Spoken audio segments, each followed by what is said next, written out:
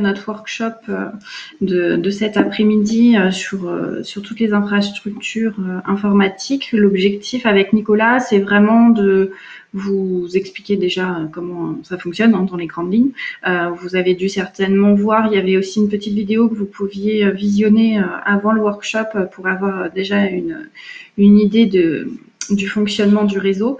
Et puis l'idée, c'était surtout de vous conseiller sur les infrastructures à mettre en place pour pouvoir pallier à tout type d'utilisation et dont le confinement. Voilà. Mais Nicolas, du coup, je vais te laisser présenter un petit peu Netalis et puis aussi présenter l'association pour laquelle tu es secrétaire générale avant de pouvoir entamer le sujet. Avec plaisir. Alors, on va le voir dans un instant. Déjà, bonjour Delphine et bonjour à toutes et à tous. Donc, Netalis, que je dirige, est ce qu'on appelle un opérateur alternatif qui est implanté à Besançon. J'ai prévu un slide dans un instant. Et puis, effectivement, je suis secrétaire général de l'AOTA, qui est l'association des opérateurs télécoms alternatifs. Puisque là encore, on va le voir dans un instant, la France, c'est pas que 4 grands opérateurs de télécommunications, c'est 4 grands joueurs, on va dire, de marché. Et puis, il y a évidemment tout un écosystème d'opérateurs régionaux, que ce soit des opérateurs avec des infrastructures, des opérateurs sans infrastructure. Et effectivement, j'ai prévu de vous en parler dans un court instant.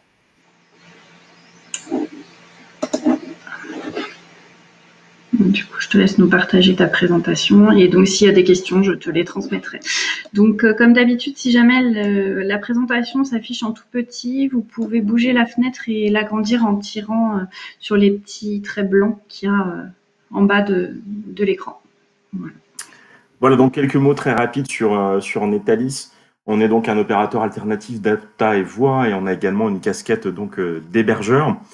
Nous avons des accréditations pour opérer ce que nous faisons. Donc, nous sommes LIR au RIPE, c'est l'organisme européen qui gère les adresses IP. Alors, tout au long de cette présentation, je vais essayer aussi de vulgariser un petit peu pour les gens qui ne sont pas forcément avec nous tout de suite et qui reverront cette présentation pour justement bien comprendre quels sont les éléments techniques dont doit disposer un opérateur pour pouvoir produire son service. Et je me permettrai les adresses IP. Si jamais il y a trop de mots compliqués. Avec plaisir.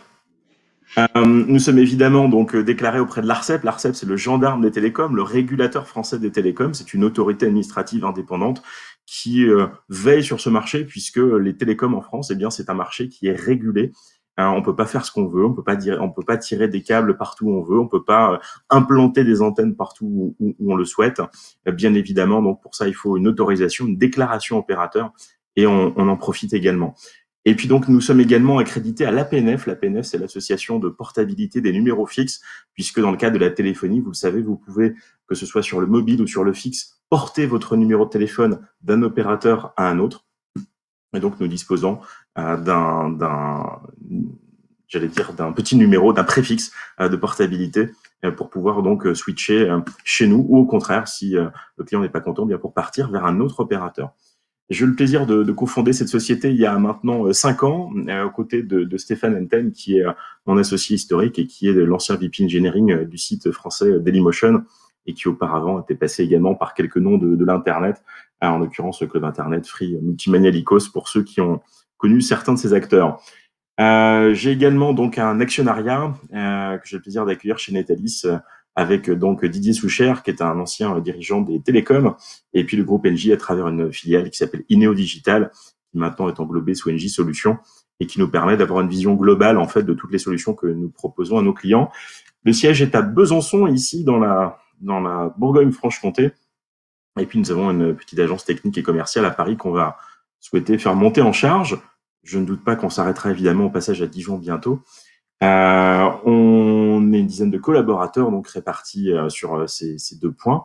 On a évidemment pour servir nos clients une hotline en heure non ouvrée, et puis on a un modèle de vente direct. On s'adresse à nos clients entreprises essentiellement, TPE, ETI, sphère publique, et puis on a également un modèle de vente indirect puisque l'écosystème numérique étant ce qu'il est, eh bien il y a des intégrateurs, des partenaires informatiques avec qui nous travaillons régulièrement pour fournir des solutions globales à nos clients. Alors juste un petit point très rapide de marché, je tenais vraiment à vous le représenter.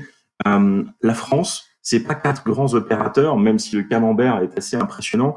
Là, je l'ai focalisé sur le marché entreprise des télécoms en France. C'est plus de 2500 sociétés qui sont déclarées opérateurs en France à l'ARCEP. On retrouve cette liste sur le site de l'ARCEP. Et en revanche, ce qu'il faut comprendre, c'est que tous les opérateurs ne disposent pas d'une infrastructure en propre. Donc, ça veut dire très concrètement que certains, comme Netalis, disposent d'un cœur de réseau, des adresses IP, peuvent également avoir des points de présence en différents endroits. Nous avons également nos propres câbles de fibre optique tirés dans le génie civil d'Orange ou de collectivités dans certains endroits, dans certaines villes. C'est pas le cas de certains confrères qui, eux, sont ce qu'on appelle des switchless, ils n'ont pas d'infrastructure.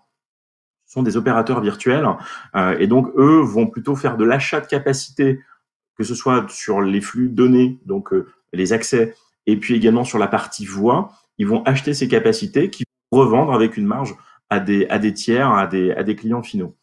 Donc en France, il y a environ 70-80 opérateurs dits d'infrastructure qui possèdent comme ça donc tous les cœurs de réseau et quelques boucles locales de différentes technologies sur le territoire. Vous le notez sur le camembert, il y a à peu près 3 opérateurs qui possèdent 95% des parts de marché entreprises des télécoms en France. On sait que Free va arriver plus fort avec une ambition de 5% de parts de marché sous 4 à 5 ans. C'est ce qu'ils ont annoncé à plusieurs reprises depuis quelques mois maintenant. Et puis, donc, les alternatifs et les opérateurs internationaux, au global, représentent environ 5% des parts de marché. Si on devait le décomposer en deux, ça serait 2,5 d'un côté et à peu près 2,5 de l'autre. Ce qui est plutôt pas mal puisque le marché au global pèse environ 10 milliards d'euros aujourd'hui en France. Alors effectivement, je voulais commencer cette présentation peut-être par quelques éléments, et notamment les fake news et les réalités dans le cadre de la crise qu'on est en train de vivre, avec effectivement donc des fake news, quelques mythes et légendes, et puis donc des réalités très concrètes. Ce que vous avez vu et lu, c'est sans doute que l'Internet va saturer. Ça, c'était avant la crise et donc avant le confinement en France. Internet va-t-il tenir la charge? Enfin, il y a eu beaucoup de questions. Et en fait, ça s'est fait avec une chronologie où, au tout départ, eh bien, on nous disait il n'y a pas de problème. Bizarrement, quelques jours avant le confinement, les opérateurs ont commencé à dire on est moins sûr, ça va moins bien se passer. Et puis, il y a eu une communication assez bizarre de 2 grands opérateurs qui ont dit Disney Plus va arriver sur le marché français, ça va saturer les réseaux, donc on va demander un décalage du lancement de ce service parce qu'on n'est plus très sûr que finalement ça va bien se passer. Et au final, là, depuis quelques jours, depuis que Disney Plus s'est lancé le 7 avril sur le marché français, comme de par hasard, tout va très bien, il n'y a pas de souci, les réseaux fonctionnent. Et donc, c'était plutôt la partie réalité de cette présentation. Les opérateurs B2C, les 4 grands opérateurs, ils ont adapté leurs interconnexions externes pour encaisser tout le trafic qui vient de chez eux et puis le trafic que vous envoyez également vers Internet. Donc, visiblement, ça se passe plutôt bien.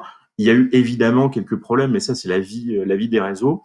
Le trafic, il est effectivement plus haut en cœur de réseau chez les opérateurs grand public. Alors, le cœur de réseau, c'est quoi? Sur un réseau d'opérateurs, et ça, il faut le comprendre dans peut-être cette conférence, c'est que le réseau d'un opérateur, c'est déjà le réseau d'accès. C'est entre chez vous, on va dire l'entreprise ou le domicile, et puis un point de raccordement, ce qu'on appelle un nœud de raccordement ADSL ou un nœud de raccordement optique pour la fibre optique mutualisée. Vous avez donc ces flux qui arrivent à un endroit où l'opérateur va les prendre en charge, et puis ensuite, il va collecter ces flux pour les ramener vers un POP, un point de présence opérateur, qui lui va agréger les flux de toute une partie d'un territoire. Ça peut être une agglomération, un département, voire une région. Et depuis ce POP, eh bien, il va être transporté, ce trafic, vers le cœur de réseau pour justement être évacué vers des grandes interconnexions, donc vers l'Internet mondial en l'occurrence. Et donc ça, effectivement, c'est plutôt quelque chose qui se passe bien, avec encore une fois des problèmes parcellaires de temps en temps. C'est la vie du réseau, je le redis. Et donc au niveau des flux de collecte, c'est là où de temps en temps ça se passe pas bien, que ce soit sur les réseaux fixes ou les réseaux mobiles. Ce qu'on a vu et qui était une réalité très concrète, c'est que chez les opérateurs B2B dont nous faisons partie chez Netalis, eh bien, on a vu que notre trafic a plutôt eu tendance à baisser, ce qui est logique, puisque les clients, leurs utilisateurs n'étaient plus dans les entreprises que nous raccordons, ils étaient à l'extérieur en télétravail. Donc, le trafic s'est un peu déplacé, voire de temps en temps, il a légèrement diminué. Et puis sur le mobile, vous l'avez peut-être constaté, il y a eu des saturations très locales. C'est vrai que les antennes aujourd'hui elles sont très sollicitées parce que le public, il est à domicile, il ne bouge pas. Donc, en 3G, 4G, ça peut saturer, notamment dans certains territoires périurbains ou ruraux, qui sont pas forcément toujours extrêmement bien desservis. Alors, je voulais… Là, tu as des conseils du coup à donner? Vaut mieux qu'on se mette en Wi-Fi quand on le peut? Ouais, alors sur ce point, je pense que très clairement, je crois qu'il faut plutôt passer en Wi-Fi. D'ailleurs, la Fédération française des télécoms a eu une très bonne opération avec l'opération Tous en Wi-Fi, où l'idée c'est de dire, quand vous avez des appareils à domicile qui sont connectés en 3G, 4G, passez de préférence en Wi-Fi pour passer ensuite sur un réseau fixe, qui effectivement ne sera pas engorgé, à l'inverse d'un réseau mobile qui lui sera possiblement beaucoup plus engorgé. Donc là, très très concrètement, oui, il faut passer en Wi-Fi, tout ce que vous pouvez passer en Wi-Fi à domicile pour que ça passe par votre box plus traditionnelle. C'est vraiment le premier conseil. Le deuxième conseil, j'allais vous le donner, ça dépend des endroits dans lesquels vous êtes, mais c'est intéressez-vous à la qualité de la bande passante de votre opérateur, et notamment sur le fixe. Pour prêcher pour la paroisse des opérateurs alternatifs grand public, dont je ne fais pas partie, vous avez des opérateurs grand public sur quelques endroits du territoire régional. Je pense notamment à des endroits qui ont des réseaux mis en place par les collectivités. Et ces petits opérateurs grand public, ils ont très souvent une qualité de bande passante qui est beaucoup plus intéressante. Ils sont beaucoup plus qualitatifs que les grands opérateurs. Et donc, effectivement, j'aurais tendance à vous recommander de passer, quand vous le pouvez, quand vous en avez envie, par ces opérateurs alternatifs qui ont donc des réseaux un peu de meilleure capacité. Sur le reste, il n'y a pas beaucoup en fait de grands sujets, puisque le plus important, et on va le voir, c'est de bien joindre les serveurs distants. Et donc effectivement, la qualité de la bande passante dans le cadre de cette crise, c'est vraiment un point clé, et on le voit encore une fois avec le trafic mobile et fixe. On a fait un constat. On a lu la presse, on a regardé ce que nous disaient nos clients, ce que nous disaient parfois aussi certains confrères. On a fait un constat, c'est que les clients, ils n'étaient pas prêts à passer en télétravail massif du jour au lendemain. C'est à peu près plus de 50% de nos constats aujourd'hui, donc c'est assez important. Pourquoi? Parce qu'il y avait des risques majeurs encourus par la sécurité des données, faute d'une formation et d'une préparation adaptée du personnel. Et donc, effectivement, dans le cas de cette crise majeure, on a le sentiment que la préparation n'était pas ce qu'elle aurait dû être en cas justement de crise ou de défaillance de l'entreprise ou d'un territoire en cas d'incident. Je vous rappelle qu'en France, on a des zones qui sont à risque, qui sont identifiées. Je pense notamment au risque nucléaire qui est connu. On peut trouver ces informations d'ailleurs assez facilement sur Internet. Et donc, effectivement, s'il y avait une crise majeure à l'échelle, là, on le voit du territoire national ou d'un territoire assez local, il faudrait éventuellement mettre en place à nouveau ces plans de continuité ou de reprise d'activité. On va aussi en parler. Et on voit effectivement donc cette préparation était problématique. La connectivité à domicile, elle est encore peu performante puisque la plupart des gens sont connectés avec une technologie en boucle locale cuivre, donc en ADSL ou VDSL2 de temps en temps, pour ceux qui ont un peu de chance. Et puis dans de trop rares cas, ont la chance de profiter du FTTH, de la fibre jusqu'à la maison. Donc c'est vrai que c'est là où on voit d'ailleurs que les collectivités, que les opérateurs privés doivent impérativement continuer d'investir et de développer le très haut débit jusqu'au domicile, parce qu'on le voit dans le cadre de cette crise, ça s'est quand même assez mal passé dans un certain nombre d'endroits dans les zones rurales et périurbaines, parfois même dans les centres urbains. Je pense par exemple au centre-ville ici de Besançon, qui n'est pas encore traité par l'opérateur de zone qui déploie la fibre mutualisée pour le grand public, c'est l'opérateur Orange. Et je vais pas le blâmer pour une fois, puisque là c'est vraiment une problématique plutôt technique. En fait, certains centres urbains ne peuvent pas être traités du fait des contraintes architecturales. Il faut des autorisations, c'est long. Et il y a des années de retard d'ailleurs autour de cela. Et donc effectivement, certaines personnes doivent se contenter de connexions assez médiocres pour accueillir tous les usages, le télétravail pour continuer donc une activité, puis également donc l'enseignement à distance pour les enfants. Et puis au-delà de ça, peut-être pour le papa ou la maman aussi, des jeux en ligne, du cinéma et d'autres contenus, d'autres choses. Donc on voit bien qu'il y a une tension quand même au niveau des qualités d'accès. Et donc ça, c'était aussi un constat assez clair. Paradoxalement, dans les entreprises, la connectivité, les télécoms d'entreprise, le flux data est aussi très souvent un parent pauvre du budget IT. Alors vous allez me dire, mais tu prêches pour ta paroisse et tu as envie de facturer plus cher à tes clients. En fait, pas tout à fait, puisqu'on le voit très souvent. Les clients, ils vont non seulement parler de qualité de service, mais ils vont aussi forcément parler de budget. Mais très souvent, ils vont se priver d'une qualité de bande passante, voire d'un débit supérieur, parce qu'ils n'ont pas le budget ou qu'ils n'ont pas envie de le mettre. Sauf que là, qu'est-ce que ça génère quand il y a un télétravail massif? Ça génère un goulet d'étranglement, puisque tous les gens vont se connecter à l'entreprise à travers ce qu'on appelle des VPN, donc des réseaux privés virtuels. Et donc forcément, si la taille du tuyau n'est pas assez bien dimensionnée, eh ben on le voit, ça va générer des ralentissements forts, voire des insatisfactions des télétravailleurs. Et donc forcément, ça impacte toute l'entreprise. Et c'est un peu une crise dans la crise qu'il faut gérer. Donc là, le petit message que j'ai à faire passer aux directions financières et aux directions d'entreprise, c'est ne négligez pas les télécoms d'entreprise parce qu'on le voit plus que jamais, c'est quand même très important. Justement, le fait que cette connectivité, elle est aussi impactée, c'est parce que trop de serveurs encore sont hébergés au sein même des entreprises. Donc ça, c'est un vrai sujet. On va aussi en discuter dans un court instant. Mais il y a un duo qui est vraiment pas bon, qui est pas sain.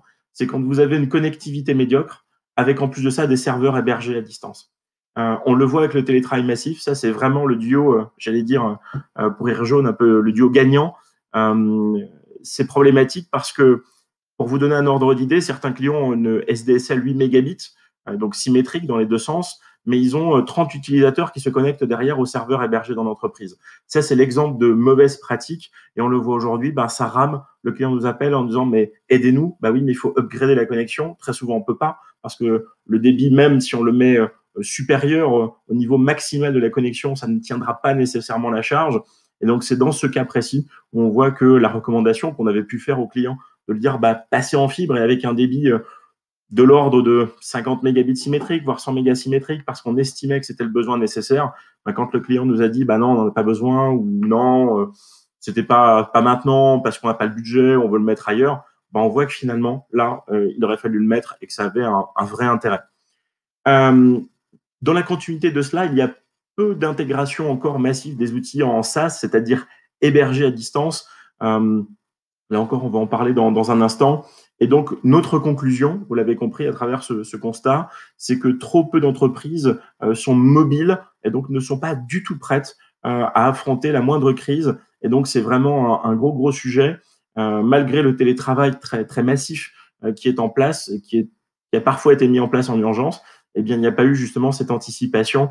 Et donc, je pense que ça sera une des leçons à retenir quoi qu'il arrive. Pour avancer et dérouler un petit peu la présentation, nous, on s'est posé la question de qu'est-ce qu'il fallait faire en cas de crise, et pas que d'ailleurs en cas de crise, avec deux choses. La première chose, c'est prévoir ce qu'on appelle un PRA ou un PCA. Le PRA, c'est un plan de reprise d'activité. Un PCA, c'est un plan de continuité d'activité. Alors, pour simplifier la compréhension, un PRA, c'est quand l'activité elle a été interrompue et qu'il faut la reprendre. Quand l'activité, on a la capacité éventuellement de la continuer, c'est un PCA, c'est un plan de continuité d'activité. Ça veut dire qu'on a mis en place toute la technologie, la connectivité pour que l'activité ne s'arrête jamais.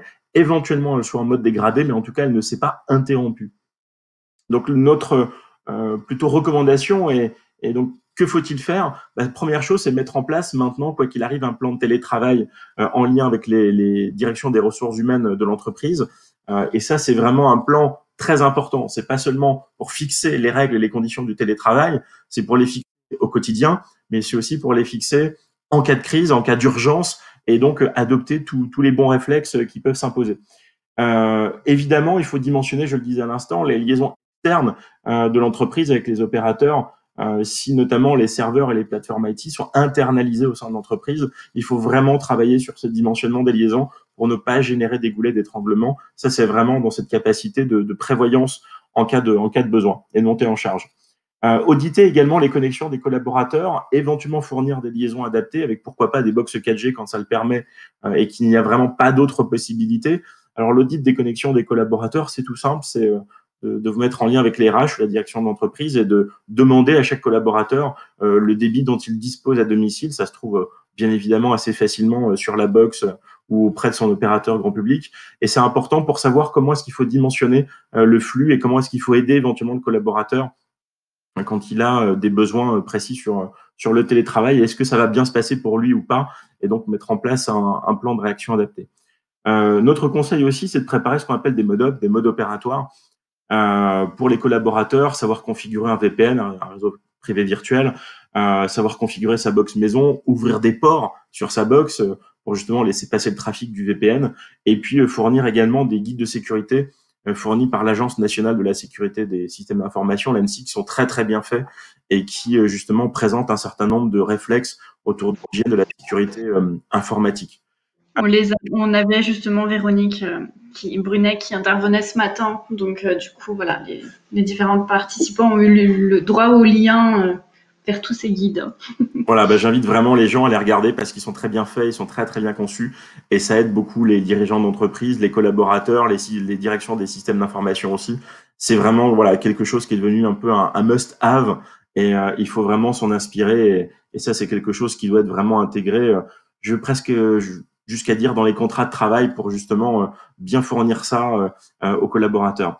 Et puis vérifier donc la QS, la qualité de service des liaisons entreprises vers les opérateurs grand public parce que vous l'avez compris, quand vous télétravaillez, vous êtes avec une box Orange, SFR, Free, Bouygues à la maison et puis donc vous envoyez un flux vers un autre opérateur qui doit être interconnecté à ces grands opérateurs et tous les opérateurs ne sont pas égaux devant ces interconnexions. Donc c'est là où effectivement il faut mettre en place une surveillance, une supervision de la qualité de service vers un certain nombre de destinations, dont les opérateurs grand public, pour s'assurer justement que ce sera efficace pour vous et vos collaborateurs. La réaction, une fois qu'on a prévu, bah, c'est justement d'équiper les collaborateurs de postes mobiles prêts à l'usage en cas de déplacement, avec donc une connectivité, encore une fois, de type VPN. Cette réaction, encore une fois, ce n'est pas seulement en cas de crise.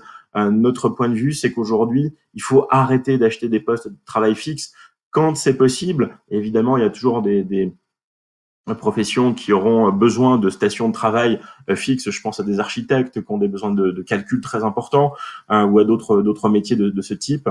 La plupart du temps, il faut vraiment essayer de mettre en place des postes mobiles, donc justement pour prévoir que en cas de télétravail, en cas de déplacement, eh ben c'est parti, on y va. Il y a encore des entreprises dans des secteurs divers et variés qui préfèrent donner aux collaborateurs des stations de travail fixes. Vous imaginez bien si en cas de crise, vous devez partir avec votre station de travail, votre retour sous le bras, c'est quand même pas terrible. L'externalisation du système d'information en data center avec une large connectivité derrière ces serveurs, ça paraît du bon sens, surtout que maintenant il y a des data centers en région, donc c'est quand même intéressant de les utiliser. C'est vrai que c'est pas la même chose que d'héberger en data center, déjà parce que ce sont des outils, des bâtiments spécialisés pour héberger donc des serveurs informatiques et pour trouver des liens télécoms avec des très très gros tuyaux, pas forcément en plus avec des tarifs extrêmement onéreux. Donc c'est vraiment là quelque chose auquel il faut réfléchir à l'externalisation du système d'information et donc bien connecter tout cela au sein de data centers performants. L'usage des outils cloud, visioconférence, webmail, on va en citer quelques-uns dans un instant. Et puis donc l'utilisation de liens opérateurs non saturés, donc privilégier des liens à débit garanti dans l'entreprise, notamment si les serveurs sont hébergés en interne, avec ce qu'on appelle un peering, une interconnexion vraiment adaptée, je le redis, vers les opérateurs grand public et mesurer la qualité de service vers les utilisateurs finaux, vos collaborateurs, vos clients aussi qui parfois sont amenés à se connecter à vos extranets parce que ça c'est quand même quelque chose qui est un enjeu considérable et on le voit tant en cas de crise avec une montée en charge du trafic et surtout maintenant un trafic très très fort qui va encore durer pendant au moins quelques semaines. Là il faut vraiment vraiment réagir et puis il faut pas se dire que cette crise elle sera unique. C'est une crise qu'on a appris à gérer, ça va être un fait historique mais il y a de fortes chances pour que des crises pareilles puissent revenir dans nos sociétés modernes. On a vu que nous étions vulnérables, donc il faut anticiper, il faut prévoir maintenant ce risque parmi le faisceau de risques qu'il peut y avoir. Dans certaines zones, vous êtes soumis à des risques inondations, à des risques feux de forêt, vous êtes soumis à des risques, je le disais tout à l'heure, liés au nucléaire, parce que vous avez une centrale pas loin. On a vu que dans une société moderne comme le Japon, le risque Fukushima, il existe et avec des dégâts majeurs, pourtant dans un pays qui fait partie des plus grosses puissances mondiales, tout comme la France. Donc, il faut que maintenant le risque de pandémie soit bien intégré dans la tête des gens avec tout ce que ça peut générer, notamment ce confinement des populations. Et donc, pour ne pas mettre à l'arrêt toute l'économie, eh ben, il faut vraiment avoir cette continuité d'activité avec, donc, je le disais, des liens télécoms qui soient performants jusqu'aux utilisateurs finaux. Et ça me semble très, très important. Dans les outils qui sont SaaS, donc hébergés à distance, et qui, je crois, sont devenus assez essentiels en toute situation, je vous ai fait très rapidement un petit panorama, mais je sais que plein de gens nous diront qu'il en existe vraiment beaucoup d'autres. Pour la visioconférence, je pense à Zoom et Jitsi. Jitsi, c'est un outil en plus open source qu'on peut héberger sur des serveurs dans des conditions plutôt souveraines. Office 365 de Microsoft, G Suite de Google, Slack, l'outil alternatif aussi donc de collaboration.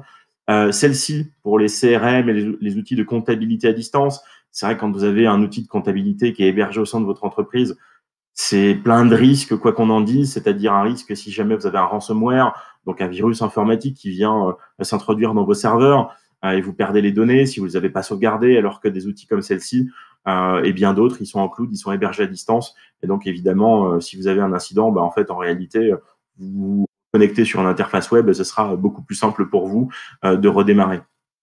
Le petit schéma que vous voyez en plein milieu, c'est évidemment la partie voix sur IP. Aujourd'hui, plutôt que d'avoir un autocommutateur dans l'entreprise avec votre téléphonie, est-ce qu'il n'est pas plus judicieux d'avoir un autocommutateur virtuel qui est hébergé donc là encore en data center, voire même par votre opérateur. Ça nous semblerait être des choses intéressantes. En tout cas, nous, on le fait maintenant pour nos clients de façon quasi systématique. Et quand vous avez un besoin, vous partez soit avec votre poste physique de communication à la maison, soit vous avez ce qu'on appelle un softphone, donc un petit logiciel qui vous permet donc de recevoir vos appels avec ce que j'ai ici, c'est-à-dire une simple oreillette et un petit micro ou un casque micro. Et donc, vous continuez de travailler tout à fait sereinement avec la téléphonie d'entreprise. Zscaler, c'est l'un des outils qui vous permet d'avoir aussi une politique de sécurité harmonisée dans le cloud, donc notamment toute la partie firewall, pare-feu qu'on peut externaliser avec ce type d'outils spécialisés. Et puis TeamViewer, bien évidemment, pour permettre de prendre le contrôle à distance de vos équipements pour que le service informatique puisse continuer à vous accompagner durant tout au long de votre parcours en télétravail. Il y a une petite remarque, c'est que Jitsi est une très bonne alternative à Skype. Ouais, tout à fait. Et puis c'est vrai que encore une fois, c'est une liste non exhaustive de solutions. Il y en a beaucoup. Et ce qu'il faut se dire aussi, c'est que ça dépend de la politique de l'entreprise. Il est tout à fait possible de mettre en place des solutions en mode SaaS qui sont gérées par des éditeurs. Là, on l'a vu avec Google, Microsoft, Zoom pour les plus connus. Mais on peut aussi mettre en place des solutions libres comme Jitsi qui sont déployables sur vos plateformes, donc sur vos systèmes d'information que vous pouvez héberger à distance et vous êtes ainsi mieux maître de la situation, j'allais dire, si vous ne souhaitez pas que vos données soient hébergées par un tiers. Là, effectivement, c'est un arbitrage à faire de votre côté et on a la capacité d'avoir les solutions pour à peu près tout aujourd'hui. Je ne serai pas, moi, le meilleur des conseils. Ça, encore une fois, ça dépend vraiment de la politique de l'entreprise par rapport à ça, mais je crois qu'on a vu qu'il existait quand même beaucoup d'outils déployables dans l'entreprise à travers ses serveurs ou en tout cas à distance. Sur l'après-crise, quelle décision? Alors ça, c'est vraiment un petit outil, un petit échantillon d'outils. Moi, je suis persuadé qu'il faut rendre l'entreprise mobile du poste de travail aux applications métiers. Rien ou presque ne doit rester en interne. Il faut vraiment avoir cette notion d'externalisation des serveurs à distance ou dans des data centers ou chez des cloud providers. Ça nous semble judicieux parce que ça permet de faire des économies de bande passante, ça permet de se fonder sur des gens dont c'est le métier et on le voit, ça permet d'enlever aussi des complexités informatiques dans l'entreprise. Donc je crois que ça va être vraiment un enjeu très fort dans cette après-crise. Créer ou adapter la politique de sécurité informatique, vous l'avez vu avec l'ANSSI dans une précédente conférence, je vais marteler le sujet, les infos et les données, elles deviennent mobiles, elles sont transportées par les collaborateurs, donc il faut effectivement les protéger par des cloisonnements de données. Il faut mettre en place justement ce partage de données uniquement lorsque cela est besoin entre les différents collaborateurs. Et puis donc effectivement reprendre une règle du besoin d'en connaître. Si la compta n'a pas besoin de connaître les plans du dessinateur industriel, pas de problème, on cloisonne bien les données. Et inversement, donc si quelqu'un dans l'entreprise n'a pas besoin d'accéder à la compta, très concrètement, on cloisonne bien ces choses-là et chacun travaille sur ses applications métiers, sur ses données métiers et on fait très attention à ce que les données ne soient pas captées par un tiers malveillant. C'est pas forcément un collaborateur, c'est parfois quelqu'un qui, comme ça, va avoir accès à cette donnée à travers un poste de travail mal protégé, mal sécurisé, d'où l'importance aussi de pare-feu et de politique de sécurité bien harmonisée, bien sécurisée, pour que les données donc ne fuitent pas à travers le télétravail. Externaliser donc tout ce qui peut l'être chez des prestataires, je ne vais pas me répéter là-dessus, des éditeurs de logiciels spécialisés à distance, bien vérifier que vous êtes bien connecté avec ces prestataires, vous avez des interconnexions directes si possible entre vos opérateurs et ces prestataires, ça c'est extrêmement important. Et puis donc effectivement renforcer la connectivité de l'entreprise en privilégiant des fibres à débit garanti. Ça nous semble assez logique dit comme ça, mais pourtant, il y a trop d'économies qui sont faites par des clients et on voit bien aujourd'hui les risques que ça génère en termes de qualité de service et de dégradation justement du travail à distance. Opter pour donc de la téléphonie plutôt vers un modèle de voix sur IP qui est géré par l'opérateur. Encore une fois, il y a des offres, il y a pléthore d'offres qui sont arrivées sur le marché avec la fin du RTC, la fin de la téléphonie donc analogique. Et donc ça, c'est quelque chose qui va permettre de rendre aussi, encore une fois, l'entreprise beaucoup plus mobile, beaucoup plus agile. Et donc nous, c'est un peu notre préconisation pour nos clients. Et puis donc, je le disais, créer un vrai plan de télétravail complet, incluant cette formation à la cybersécurité des collaborateurs. Ça nous paraît encore une fois de bon sens, mais trop de gens ne le font pas. Trop de gens se disent qu'un virus, ça va arriver qu'aux autres. Oh mon Dieu, le ransomware, il est arrivé à mon entreprise voisine de la zone d'activité. Sauf qu'en réalité, bien évidemment, ça peut vous arriver aussi. Ça peut arriver même aux meilleurs. Ça arrive parfois à des opérateurs ou des hébergeurs. Donc c'est aussi pour ça qu'il faut avoir parfois des stratégies d'hébergement multisources, multi-fournisseurs, pour avoir des versions de fichiers différentes en fonction donc des besoins. Et en termes de sécurité, j'allais dire informatique, on n'est jamais trop prudent. Voilà, c'était ma petite présentation. Je ne sais pas si vous avez donc des questions pour qu'on puisse poursuivre ensemble. En tout cas, c'était un rappel plus que des grandes lignes, parce qu'il faudra évidemment des heures pour se focaliser sur chaque point et les détailler. Mais la conclusion pour nous, côté Netalis, c'est que évidemment, la vision des chefs d'entreprise ne sera plus jamais la même après cette crise sur le volet informatique et réseau télécom, parce qu'on l'a vu, encore une fois, les réseaux ont connu une évolution sensible du trafic Internet. Et ça, c'est quelque chose qui est absolument très important à prendre en compte. Il faut vraiment prendre en compte ce télétravail. Avant, c'était une option. Maintenant, ça va sans doute devenir la règle pour beaucoup de monde. Donc, attention à ce que l'on fait à travers cela. Et puis, donc, les directions des systèmes informatiques qui étaient réticentes à travers des outils de cloud ou de data center, eh ben, je pense qu'il faut retravailler ces plans. Il faut se faire accompagner autour de ça. C'est plutôt une bonne chose parce que ça veut dire que ici, dans nos écosystèmes régionaux, je le disais tout à l'heure, il y a des prestataires pour faire ça. Nous, chez Netalis, on est opérateur et hébergeur. On utilise pour héberger donc des data centers existants qui appartiennent à d'autres prestataires. Et donc, l'hébergement de proximité, le cloud de proximité, c'est une vraie réalité. Nous avons la chance d'avoir en Bourgogne-Franche-Comté tout cet écosystème d'éditeurs de logiciels SaaS, de fournisseurs de solutions. Et donc, je crois vraiment que les entreprises là-dessus ont une vraie capacité à trouver des réponses locales, des solutions locales. Et donc, je crois qu'il faut en profiter dans l'après-crise. Ce sera vraiment un peu mon cheval de bataille désormais auprès de mes clients. Eh bien, écoute, c'est un discours que l'on partage chez BFC Numérique, hein, et effectivement, on travaille aussi à ce qu'il y ait pas mal de data centers qui puissent se développer en local, et puis surtout aussi effectivement favoriser cette gestion en cloud, et on est donc en train de voir aussi auprès des éditeurs de logiciels pour leur proposer une formation sur tout ce qui est SaaS.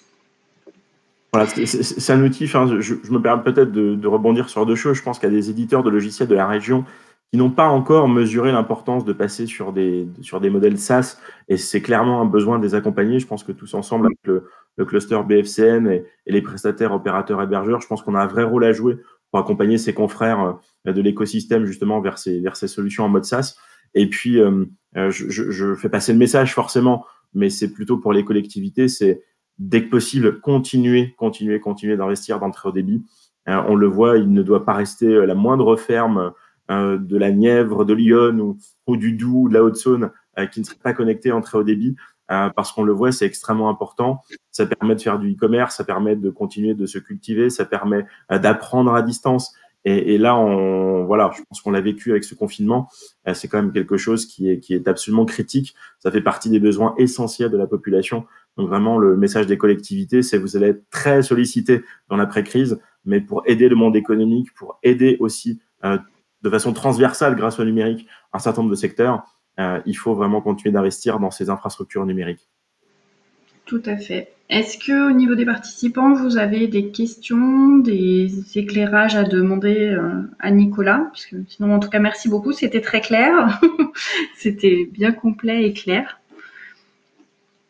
Alors, apparemment, tout était clair. Ne vous privez pas, on a le temps. Tout à fait. Tout à fait. Alors, Mais non, tu vois. Non, merci. Non, c'était très clair, tu vois. Non, tous les termes étaient bien expliqués. Donc, même pour des personnes qui ne sont pas forcément du métier, c'était compréhensible. En tout cas, merci beaucoup. Et comme tu l'as dit, donc effectivement, ce workshop sera en replay. Donc, toute personne pourra pouvoir le regarder en différé. Merci à toi et puis surtout au niveau des participants, n'hésitez pas si vous souhaitez contacter Nicolas pour d'autres informations, pour des conseils sur cette thématique. Voilà, et donc on vous fera parvenir ses coordonnées par email. Merci beaucoup Nicolas. Merci Et à vous. bonne continuation et bonne journée à tous.